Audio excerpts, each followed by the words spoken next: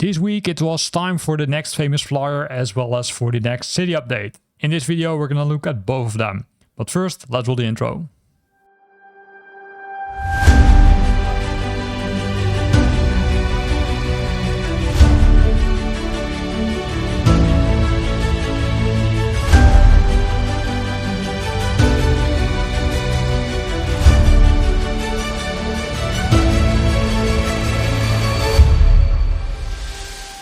So we start with looking at the famous flyer number 12. It's the Piper PA-28-236 Dakota. The aircraft is mainly used for civil aviation, right? It's now also part of Flight Simulator 2020 and 2024. It was first delivered in 1979 and was part of the Piper aircraft family. And as part of that, there was another member, which was the PA-28 Cherokee lineage, which was the predecessor of the aircraft, which had already its maiden flight on the 14th of January 1960. The aircraft is a single-engine, 4-seat, all-metal aircraft, and it has a wide range which you can fly with it. If we look at the specifications, it has the Lycoming 6-cylinder piston engine, up to 235 horsepower can be generated by that one, and the total range it can fly is 852 miles. The surface ceiling 17,500 above sea level, and roughly the climb per minute is 1100 feet per minute. Cruise speed 166 and a maximum of 170. There's also the takeoff and landing, I would say, required feet 886 and 825.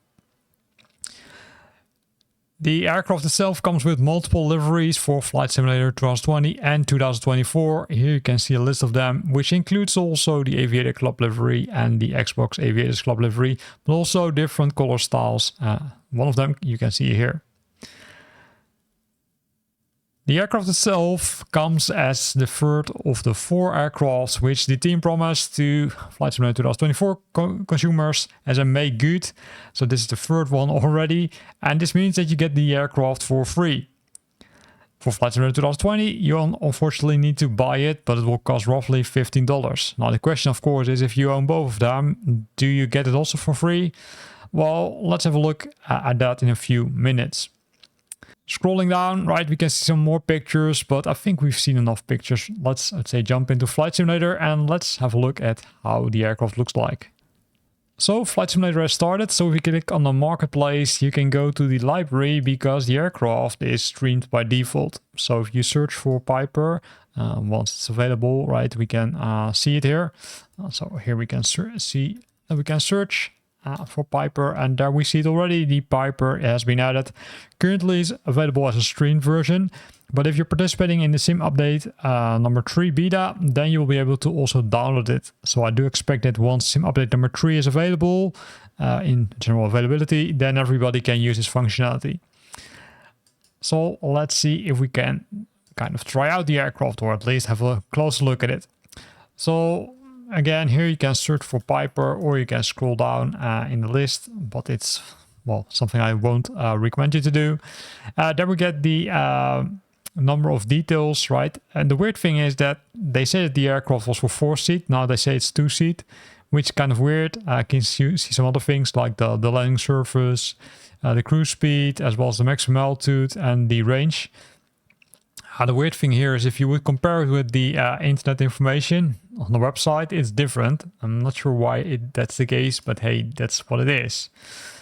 If we look at the aircraft itself, it comes in 2 variants, the standard and the fairings, right? The only difference is I would say the cover around the wheels, as it looks like from here. But maybe there are some more changes.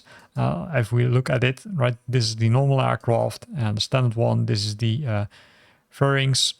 And then we can go to the liveries. The liveries are also a little bit weird, at least based on what I could see, because there are in total 9 liveries, but the other liveries, such as the Xbox One, are missing. I'm not sure if that's on purpose. Maybe there's another way to do that. I also tried to say, okay, hey, see all in the marketplace. But if you click on the plus sign, what will happen? It will bring you to the marketplace, and there you'll be able to buy more liveries. But that's not what I want to do, because I already should have those liveries.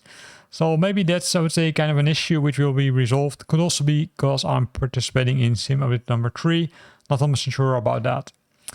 If we click on the view and payload, right, we can see the normal details, which we also can always see, I should say. And if we go to the identification, I can change these things. Enough talked. Let's put it somewhere on the world, on one of the airports, and let's see how it works or how it looks like, because that's what we're interested in. So place it, let's say, place it in Rotterdam at the Hague airport, right? Let's do that. So let's place it here. Medium ramp. Oh, it's probably too big, but I can put it over here.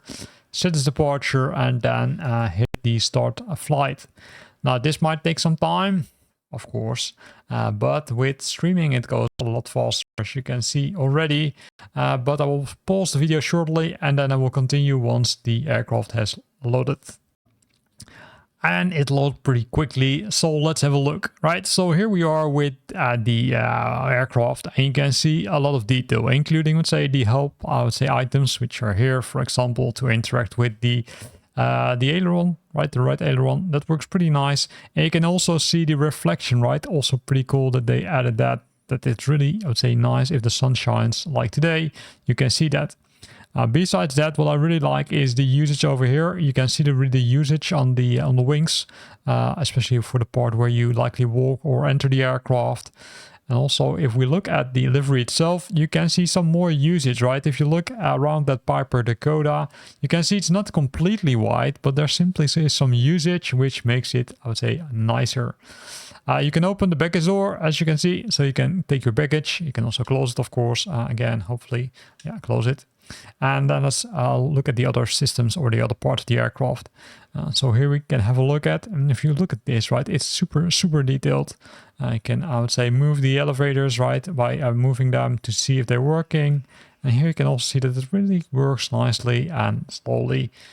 Also, things as do not push, etc., has been added to the aircraft, including, let's say, some other details which we will visit later on. And these are the ailerons again, right? So you can walk around the aircraft.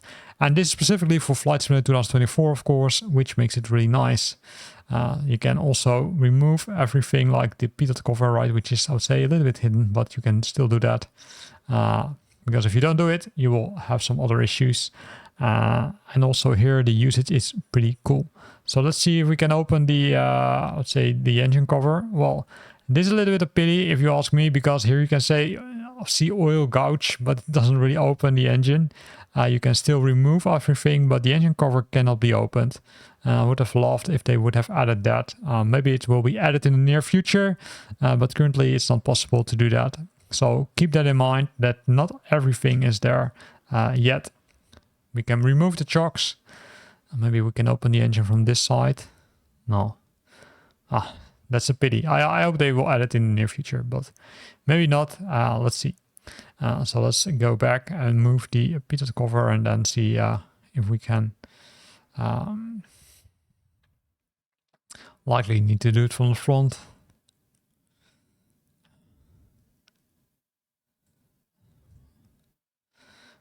It's always, I would say, always challenging, right? If you try something new. Here we go. So you can open a fuel gap. At least, yeah, you can open it and close it. Oh, that's really cool. I'm pretty sure that I saw it earlier, that you can open and close it. Maybe if we look at it from here.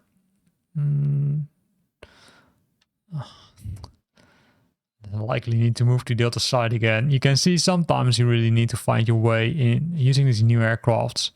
And sometimes you also need to be in the correct position, which is not the case, as you can see currently. So I can move the flap maybe like this, and then maybe, no.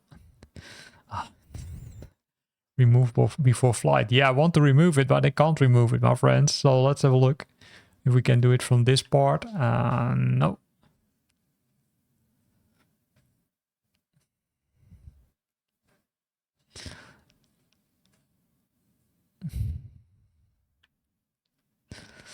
And I'd say that's something which is, say, sometimes frustrating, right? So in this case, I'm almost gonna say, let's leave it as is. But of course I want to remove it. So I want to find that, say spot where it points that you can say, hey, I want to remove it, my friends.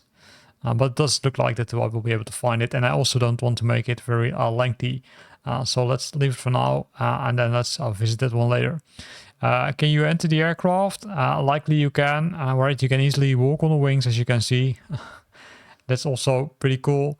And we can do the same from the other side, of course. And there we can open the door. So I can open the door, but it says, hey, not applicable, right? So you can't even open the door. So it's nice, the aircraft, but there are some limitations which you might hit, which you of course don't want. But of course, there's always that nice shortcut which you can use. In this case, if you're using the Xbox controller, LB plus B, and then you will be in the aircraft itself. So this is how the aircraft looks like. You can see it's pretty nicely modeled again. Again, the details are there, right? On the top, on the rooftop of the aircraft, of the cockpit. You can see the sun visors, which can be opened or closed in multiple positions, as you can see, right? You can move it slowly. And this is also pretty cool. If you look at it, right, you can see also the, I would say, the information, right? A little bit more about the engine, etc. So that's pretty nicely modeled, pretty nice. So it's hidden. Do we see more things? Well, of course, we can see a lot of things. So let's move with the shift 1 to this position. Shift 1 in this position, you can see a lot of gouges, which are nicely modeled. Everything is working, or at least should be working, based on my understanding. If I move over with the mouse, right, I can see that I can change the heading and change the CDI. I can see the electrical systems, I can see the fuel pressure, I can see the vertical climb, the altitude, with all those knobs which are, I would say, which you can use in the aircraft. On top of the, let's say, panel, there are some buttons which are likely lights, and there is that test initiations button which you can, I would say, push. So once the aircraft is powered, you will likely be able to use those. On the bottom, we can see the manifold, but also the magneto to switch on the engines. We can see the throttles on the right hand, and also the navigation equipment over here. But let's see if we can come closer to that. Likely we can. By pressing shift and the number 3, you will end up over here where you can see all these nice buttons from the navigation systems. So you can have a closer look. Then over here you can see the buttons which will help you, say, start the engine and start the aircraft, because here are the fuel pumps, the landing lights, and also the battery buttons are over here, right? So that's something which you would likely need to use if you want to start the aircraft. On the co-pilot side, we can see some other instruments like the autopilot. It looks like it has a limited autopilot with the which can be activated like this: the flight director, the heading mode, navigation mode, the approach mode, the reverse mode, and the altitude mode, and also the vertical speed mode is over here. And this is like the say the transponder where you can do a lot of things, and of course the ADF one specifically. Here we can see the gyro section, and if we look down, we can see some other nice things like the plugs, the power, but also the carburetor heat, which you can change. Some radio systems over here, the throttles, of course, we're including the engine propeller and the mixture, which you can see over here. And that can be close looked by pressing the shift and the 4. Shift and 5 will bring you to this position, which includes the trim wheels, the elevator trim, as you can see, including also the park or the flaps. Oh, here are the flaps, which you can, I would say, use or can manipulate. On the left side, we can see the fuel selector, right, which is currently set to off, so you likely need to change it when you want to, say, depart the flight. Shift number 6 brings you to this area, and shift number 7 and 8 can be used to look either left or right, and pressing shift 9 will return it to this position. Now the cool thing is that the aircraft also comes with a checklist, right? If we open a checklist, which can be found in the electronic flight bag, you can open it over here, click on the aircraft, and there you will find the checklist. So the checklist, you can put it to standard, expert, or advanced, but based on my knowledge, nothing is changing yet. Maybe that will be added in the near future, and then you can simply say go to all these items, including, let's say, the external views, right? So what I could do is I could go outside of the aircraft again, and then go to these checklists. So I can have a look at, for example, I would say the nose gear I can check, but also this one, right? The pitot cover, I want to remove it.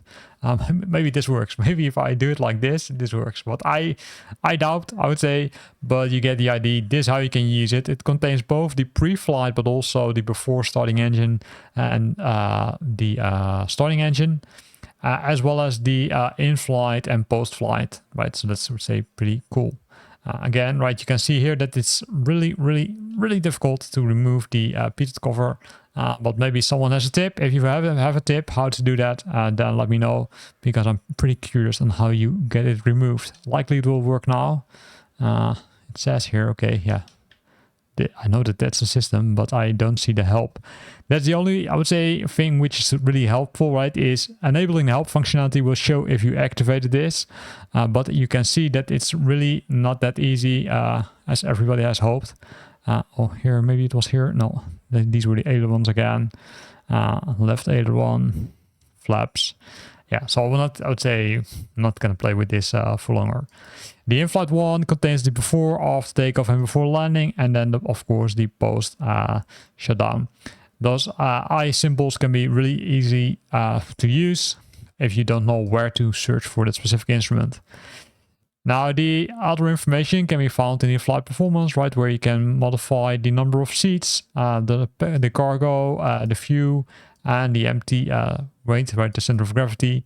Here you can see that it contains 4 people, right? So likely the label which is shown in the marketplace / in your library is incorrect. And this is just a preview of your flight, right? Because you can adjust it. You can also say, hey, I want to have someone here and I want to have someone here, right? And then after that, you can, I would say, apply it to your aircraft and load the aircraft like this by pressing the load aircraft and then say, okay, hey, load immediately.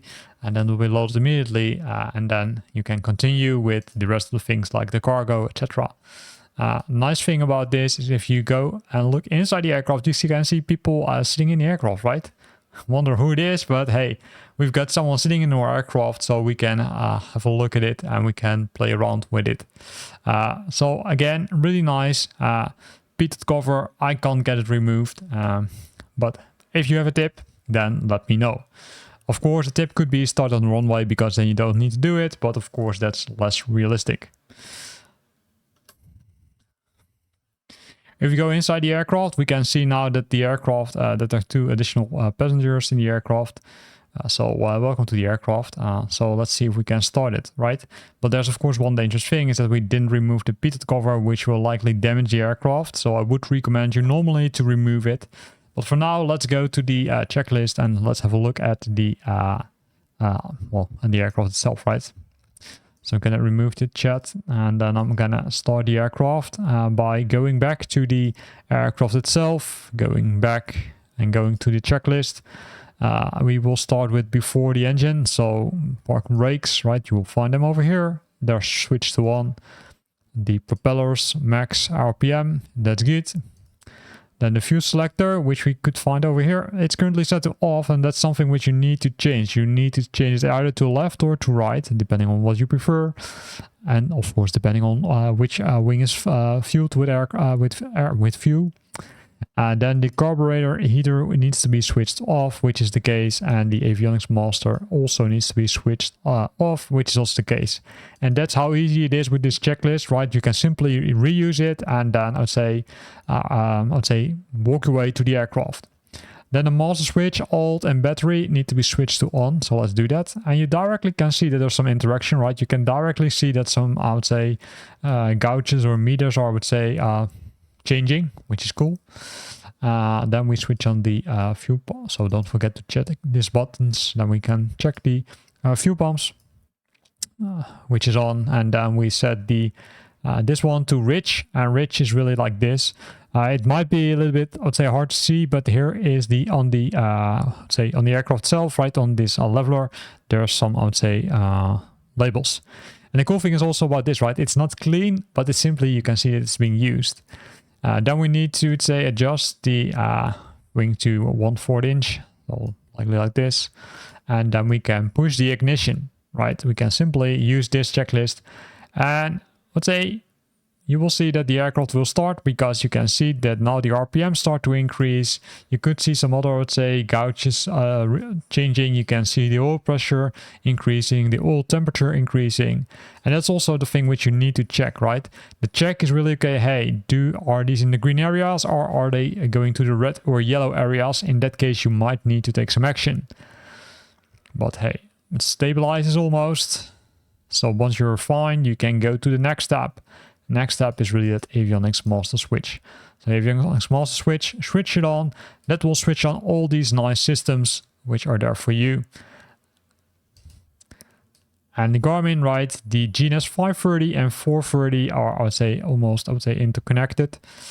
So let's wait for them to load. It says, okay, working title 213, which is the version of working title which is included.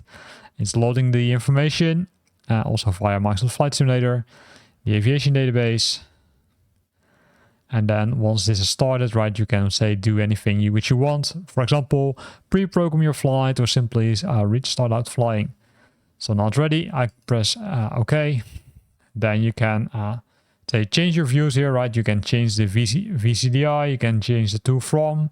You can change if you want to have animation on, you want to change the OBS, the DTK, but also the view capacity and the view capacity on board. These ones are likely not working, at least based on my knowledge, because you really can't change them as far as I know.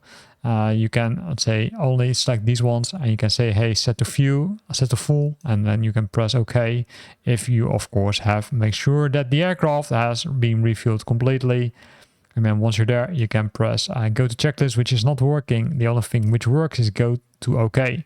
So this is something which you need to be aware of, that not all of these functions are yet working. I do expect that they will be working in the near future in Flight Simulator. Once you've done that, of course, you can continue with the rest of the checklist, right? You can, I would say, make sure that you followed the step for before takeoff and then after takeoff, and then, of course, go airborne. I'm not going to go to the airborne part yet, because I do think that I need to watch out, because still that, let's say, air pitot cover is still there.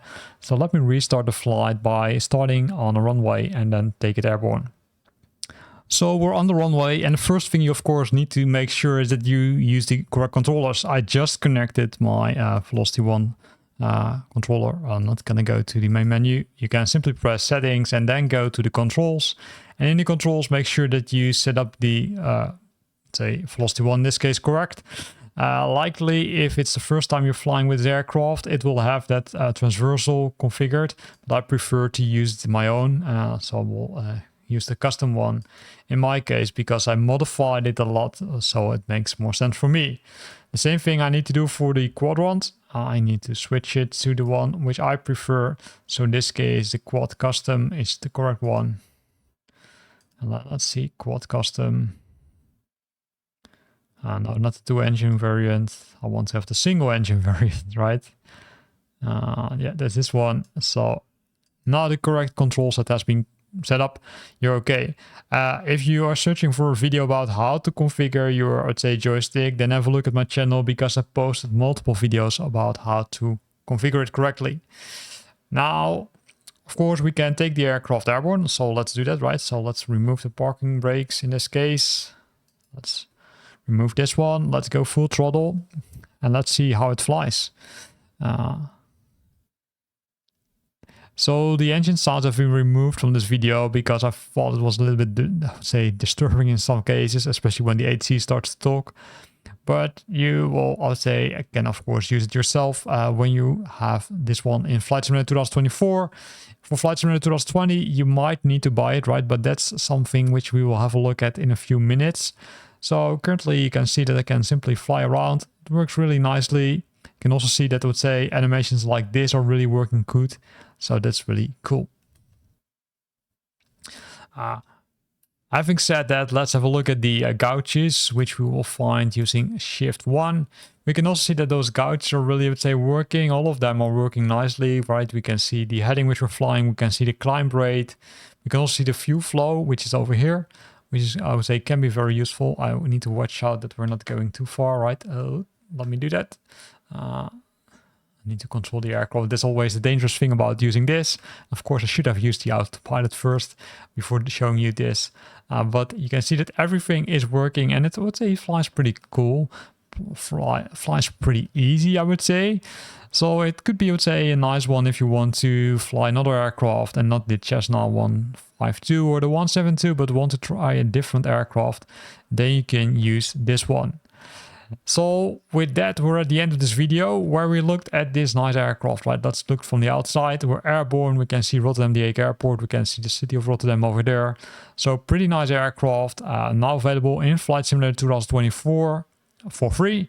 For Flight Simulator 2020, let's have a look at it. So we launched Flight Simulator 2020, and if we look at the marketplace, we will likely find the aircraft. Here you can already see the price. So it doesn't look like if you have Flight Simulator 2024 that you also get it for Flight Simulator 2020. You still need to buy this one if you want to play it in Flight Simulator 2020, unfortunately. I would say this is a little bit of pity, I would say. But on the other end, it's, I would say, understandable. The other thing which I observed over here was that in this case also not all those liveries are included. So I'm doubting if the description from Asobo is correct on the website. But maybe those additional 2 liveries for the Xbox and the let's say it was the Xbox Aviation and the other Microsoft related livery will be added in the near future. So with that, we're at the end of this review for the Piper PA-28 Dakota 236. But there was another update, right? Let's see the update. Let's have a look at that one. City update number 11. It takes place in the Northeastern United States and it's part number 2 because these states have already, I would say, received an update, but not these states, but different parts of the northeastern part of the United States. So what will be done, right? It's of course, let's say, related to something because the Flight Sim Expo 2025 is held in the Providence, Rhode Island, and in late June, this results in city update number 11. Which will take place in that area. So there are 4 northeastern US states included: Massachusetts, New York, New Jersey, and Rhode Island. And the update is being developed both by Microsoft but also by its partners. And then they will add the AOIs, which stands for the areas of interest. What they do is they add high-resolution aerial and satellite imagery, digital elevation models, the DAMs, and the triangulated irregular network surface texturing, the TINs. And it will, let's say, add some other nice things specifically to cities. So scrolling down, the first, say, state, Massachusetts, Boston. This is the first city which received an update, right? It's, I would say, a large city. It's a primarily cultural, financial, and logistical hub of the New England region. It was, I would say, already founded a long time ago, 1630, and it's one of the oldest cities in the United States, and it's one of the most renowned of the country's heritage sites.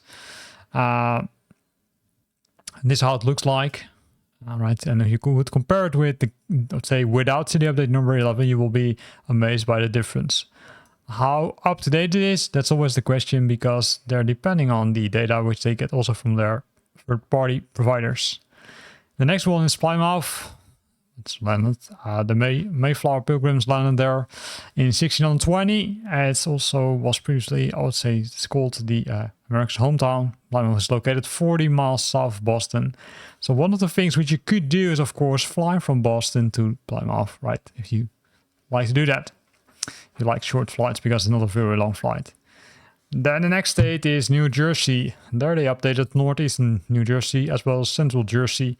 They had a lot of, let's say, details. They updated the, I would say, content, right? As already mentioned. This city is part of the greater New York metropolitan area.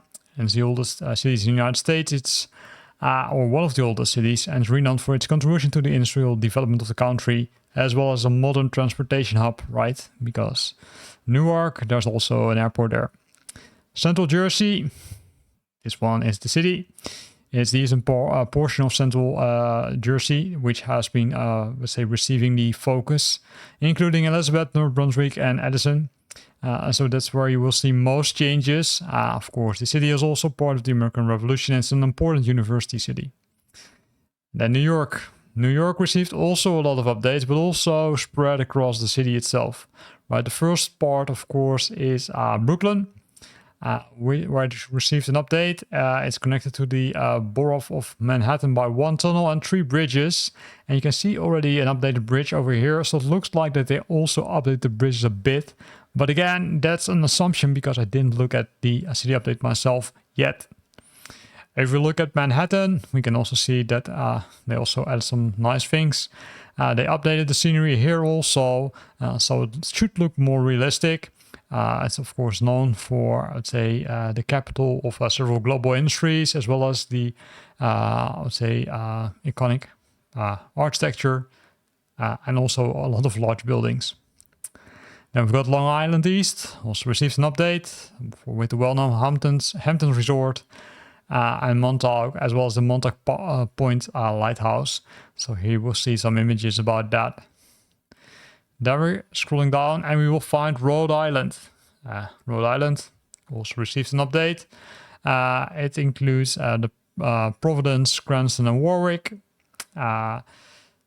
Also established a while ago, 1636, and it's pretty nice, and it's located along the mouth of the Providence River at the northern extremity of the Narragansett Bay, which opens to the Atlantic Ocean. The good thing is about this update is that it's both available for free for both Flight Simulator 2020 and 2024. For Flight Simulator 2020, you of course need to download the content. For Flight Simulator 2024, you can stream the content, so there's no need to install the update, as far as I know. So that's really nice. So maybe we should have a look at it, right? So let's start Flight Simulator and let's have a look at how this city update looks like by visiting some of the areas. So we're airborne with the Piper aircraft, which is, by the way, now available as part of Flight Simulator 2024 for free, because it's number 3 out of 4 for the Make Good aircraft from the SOHO and Microsoft teams. So we're currently turning, right? We're making a turn to Manhattan to see how it has changed. It's always a challenge to see how it has changed. So let's move to the, let's say, external view, because that might make it a little bit easier. So we can see already a lot of, let's say, larger buildings popping up, right? We need to watch out because the buildings are pretty high that we don't hit them, because that's not what we want to do. We can see some more details also in this area, right? In the right corner where you can see the more green, greenish. Also, the elevation of the buildings looks like to have improved. Well, let's also visit this part, right? So let's make a turn over here to see how this is improved. We also see, of course, the Brooklyn Bridge, and that's also the part which we will visit next, because that's the next part which has been updated, right? Brooklyn is the second part which has been updated. In this case, Manhattan also been updated. And you can see a lot of, let's say, new details if you look correctly. So it looks pretty cool. So once we visited this part again, we're going to move back or fly back to the Brooklyn Bridge and then have a look at that part of the city.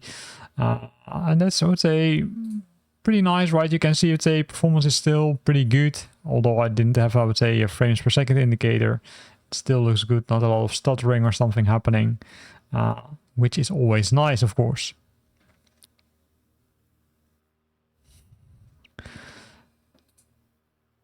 There are still some errors in the scenery, because you can still see that the bridge, for example, over here, I will point with my mouse, is not 100% correct. And I do think that that's still work in progress, right, where they will fix that hopefully in the near future. Unfortunately, we do see this with Flight Simulator a lot, right? Those bridges are not always realistic, because sometimes you've got the idea that you can fly under it, but you will collapse because there's, I would say, something in the scenery which does not allow you to do that. Well, in some other parts, the bridges are completely closed up to the water. Where in Flight Simulator 2020, we had bridges which are under the water, or roads under the water. With Flight Simulator 2024, we've got, let's say, bridges which are above the water, but the part below the bridge has also been covered. So this is, I would say, the Manhattan part, right? So let's now make a turn. with a Piper aircraft, which by the way flies really, I would say, easy, at least I think. As long as you set up your controls correctly, then it works pretty nice. So if you want to know more about how to set the controls for Flight Simulator 2024, especially for the Velocity 1 or for the Thrustmaster T16000 mic, then have a look at my channel because I recorded multiple videos about that. This is kind of weird because why does it crash? I don't have any idea. It looks like it's related to Flight Simulator 2024, sorry, sim update number 3 beta, because I'm not hitting anything. So really funny, between brackets. And here it happens again, right? So back on track, you crashed. So kind of weird. So let's go over there. Let's reduce engine power maybe a bit. And there we already see the Brooklyn Bridge, right? Which is, I would say, popping up, which connects Manhattan to Brooklyn. And Brooklyn is the second part of the city or of the state which has received an update. Although I do still see it as, so it's a one big part, right? But still pretty nice. So let's have a look at this, how it has improved. Reduce the engine a little bit. And here you can also see a lot of, let's say, improvements, especially, I would say, if we look at the buildings next to the river, that looks pretty cool. Also, the elevation of those buildings is more realistic, if you ask me. It's not as flat as it was. It has improved, definitely, if we look at the elevation and at the, say, areas or at the height of the buildings.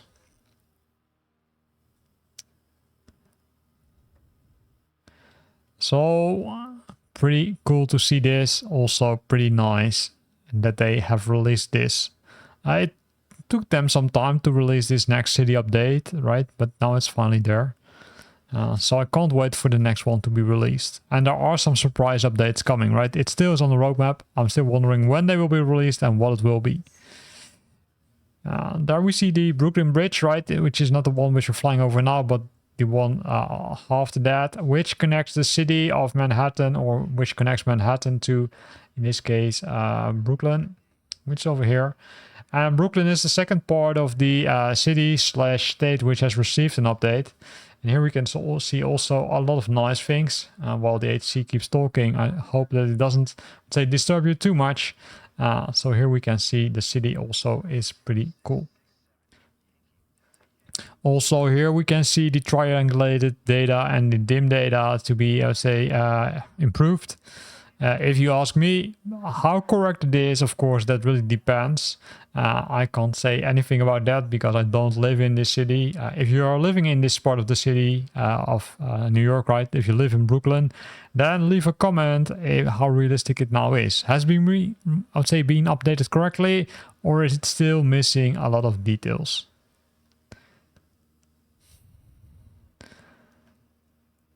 So that's for both Brooklyn and Manhattan.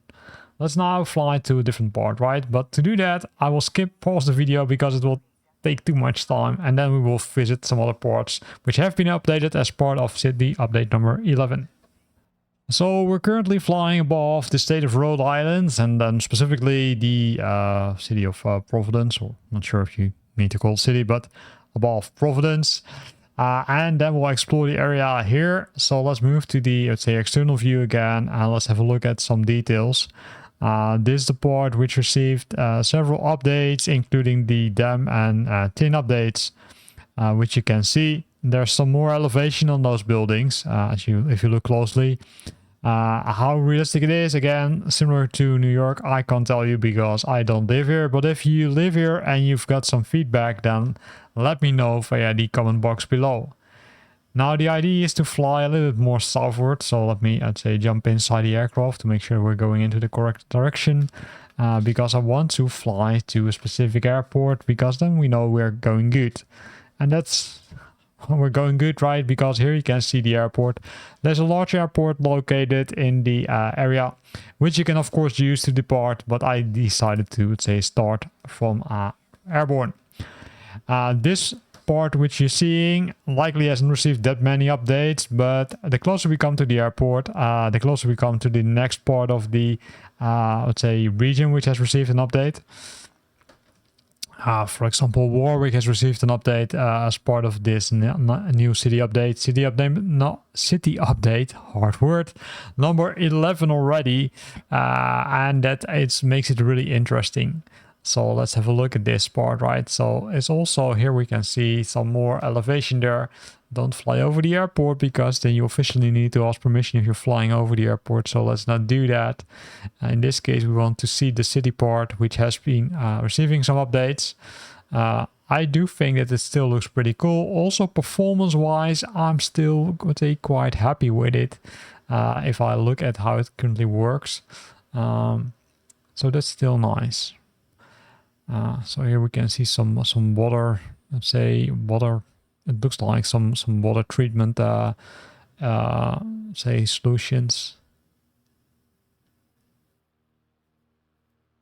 And I would say the quality is also not that bad, right? It's, I would say, pretty good. So nice to fly over these parts of the city, right? Always I'm trying to, let's say, figure out what has been updated, but it's kind of hard, especially if you don't live in that area. That makes it harder. So that's always why I'm depending on you, my watchers and my subscribers, to give some feedback on how this area looks like. Has it been improved? Do you see some improvements? Is it really up to date? Yes or no? So let me know. And this is the, I would say, part of the city update number 11 already, which has been released. And that's also where we end this video, where we looked at two parts, specifically Rhode Island and New York, to see which updates they received. There are more, I would say, parts, right? The Boston was updated, etc. Boston is a little bit more north compared to this city. So also try it out yourself by either downloading the update if you're using sim update number, using sim update number 3 beta Flight Simulator for Flight Simulator 2024, or if you're still on Flight Simulator 2020. If you're using Flight Simulator 2024 natively, right, sim update number 2, which is the current, I would say, mainstream version, then you don't need to do anything because it will be streamed live to you, to your flight simulator. I hope you liked this video. If you liked it, then make sure to hit the like button, and I hope to see you back next time.